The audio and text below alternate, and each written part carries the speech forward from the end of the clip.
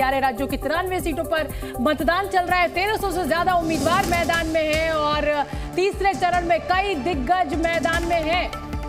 बिल्कुल 11 राज्य हैं, 93 सीटें हैं, 1300 से ज्यादा उम्मीदवार हैं और पिछले लगभग 2.5 घंटे से मतदान चल रहा है। तीसरे चरण के मतदान पर राहुल गांधी का बयान आया है। बड़ी संख्या में वोट करने के लिए निकले। राहुल ने यह अपील की है, यह कोई सामान्य चुनाव नहीं है। राहुल गांधी जो बात लगातार कह रहे हैं, एक बार फिर से उन्होंने दोहराया कि यह सामान्य चुनाव नहीं, लोकतंत्र और संविधान की रक्षा के लिए इस बार वोट करना है।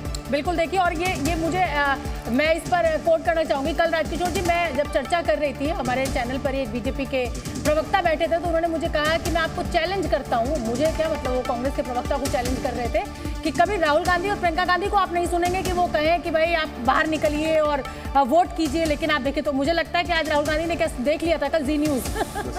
देख लिया होगा कि शोभना यादव जी को चैलेंज कर दिया है। शोभना यादव को नहीं, वो कांग्रेस के प्रवक्ता सापरा साहब को चैलेंज कर रहे थे। तो कुल मिलाकर चलिए अच्छी बात है। मुझे लगता है कि जो भी देखिए, निश्चित तौर पर राहुल गांधी एक बड़ी पार्टी के नेता, मुख्य विपक्षी दल है, और अगर उनका कुछ कहने का असर पड़ता है मतदान पे तो पड़ना ही चाहिए। बिल्कुल, और देखिए लिखा है उन्होंने, आप आज तीसरे चरण का मतदान है। आप सभी से मेरा अनुरोध है कि अपने अधिकारों की रक्षा के लिए बड़ी संख्या में निकले और वोट करें।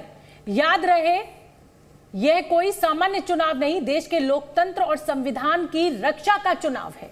ये लगातार मुद्दा मुकेश उठाया जा रहा है, मुकेश जी, राहुल गांधी के द्वारा, कि भाई ये संविधान बचाने का चुनाव है, ये लोकतंत्र बचाने का चुनाव है। और उसी लाइन पर, उसी नैरेटिव को आगे बढ़ाते हुए आज का ये ट्वीट भी राहुल गांधी ने कर दिया है मतदान करने की अपील के साथ।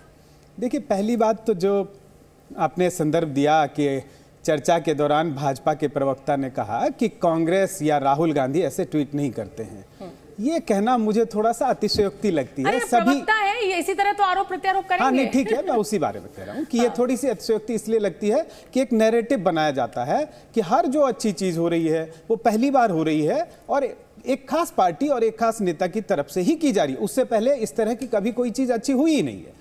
अब बात करते हैं कि राहुल गांधी ने जो कहा लोकतंत्र खतरे में है, संविधान खतरे में है, इतना आसान थोड़ा ही है। भारत का लोकतंत्र बहुत मजबूत है, संविधान को बदलना या खतरे में डालना बहुत मुश्किल काम है, ये इतना आसान नहीं है। लेकिन जो कुछ चीजें हुई हैं उससे जो कांग्रेस ने पहले किया है, कांग्रेस ने भी जिस तरह से उसी तरीके का नैरेटिव है, जैसे कह रहा है भाई धर्म खतरे में है, और ये बिल्कुल तो अब पॉलिटिकल पार्टियां हैं वो अपनी अपनी लाइन में आगे बढ़ेंगे।